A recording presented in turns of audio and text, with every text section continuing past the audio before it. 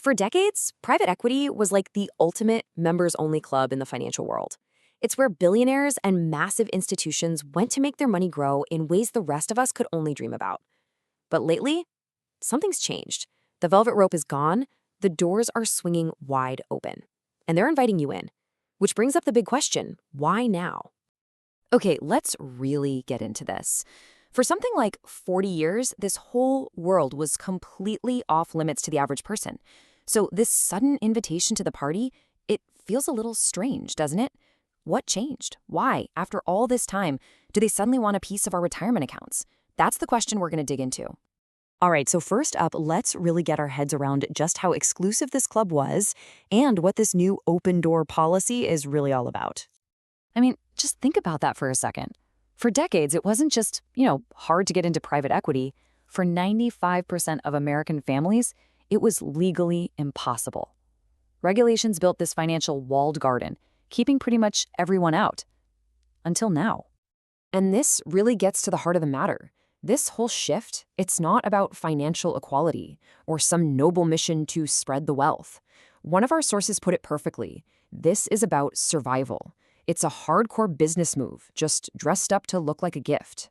So what's the fire? So why the sudden change of heart? Well, it all comes down to one thing, the money. And for private equity, their traditional sources of cash are starting to look a little dry. For years, these firms could just count on this endless river of cash from their usual clients.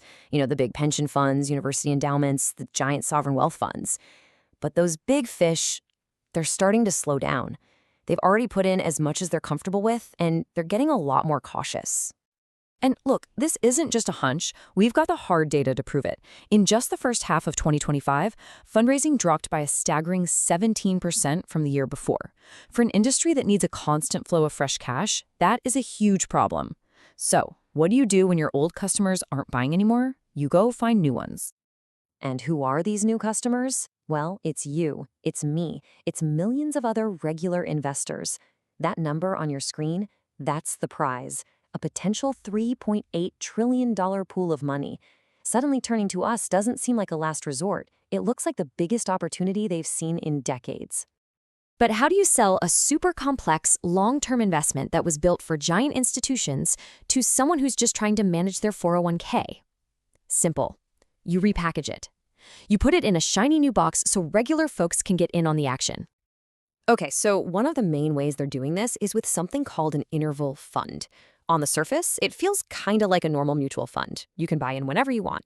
But here's the kicker. Getting your money out is a totally different story. You can only even try to sell during specific windows, maybe 4 times a year. And even then, there's no guarantee they'll buy back everything you want to sell. All right, then you've got these other things called business development companies, or BDCs. Now, these are a whole different animal because they're publicly traded on a stock exchange. That means you get daily liquidity. You can buy and sell shares anytime the market's open, just like you would with a stock like Apple or Google. They usually invest by lending money to private companies. So let's just lay it all out here. The big trade-off you're making is between being able to get your money out and knowing what your investment is actually worth. With the BDCs, you get that daily trading and clear pricing. But with interval funds, the value is often a bit of a mystery. The fund just tells you what it's worth, not the open market. But look at the big appeal, the minimums, as low as $50 a month. They've made it almost too easy to say yes. Yeah, but getting in the door isn't free. And this is where you really, really need to pay attention. We're talking about the steep, complicated costs that they don't exactly put in the glossy brochure. First up, the fees. Just look at this. A simple, cheap S&P 500 index fund might cost you 0.03% a year, almost nothing. These new private equity funds, we're talking 3 to 5% every single year. That's not a typo.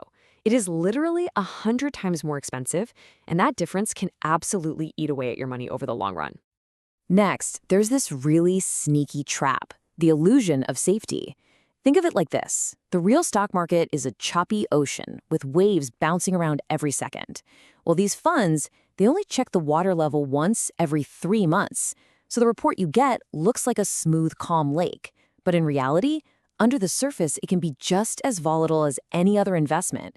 You're taking on all the risk, but you're only hearing about it 4 times a year. And this brings us to what might be the single most important question you can ask. Forget the returns, forget the fees for just a second. When things go south, when the market crashes and you desperately need your cash, can you actually get out? So let's play this out. A crisis hits. You need to sell. You go to get your money out of that interval fund, but oops, the quarterly window just closed. You have to wait 3 months. When the window finally opens, everyone is trying to sell at the same time, so the fund slams on the brakes and gates redemptions. They only let you pull out a tiny fraction of your money. This isn't a hypothetical, by the way. It could literally take you a year, maybe more, to get all of your cash. Okay, so after hearing all of that, with all these risks on the table, who on earth is this actually for? Let's get to the bottom line and figure out where this could possibly fit, or more likely, where it doesn't.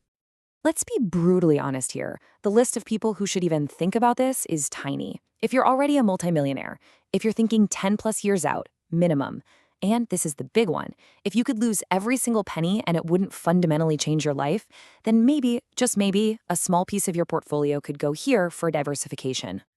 Now, for pretty much everybody else, this is a giant red flag. If your net worth is under $500,000, if there's any chance you'll need this money in the next 5 years, or if you simply value low fees and being able to get your money when you need it, this is probably an area to avoid. The risks just don't seem to justify the potential reward. And look, before you even dream of putting $1 into this, you absolutely have to ask these questions.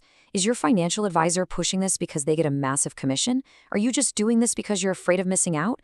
And here's the real acid test. Could you explain how this thing works, simply, to a friend? If you can't, you have no business owning it, period. And this quote really says it all. The timing here is just deeply suspicious. The exact moment that the smart money, the experts who have played this game for decades, start pulling back because the returns aren't what they used to be, that's the precise moment the invitation is extended to the rest of us. You're being asked to be their exit plan.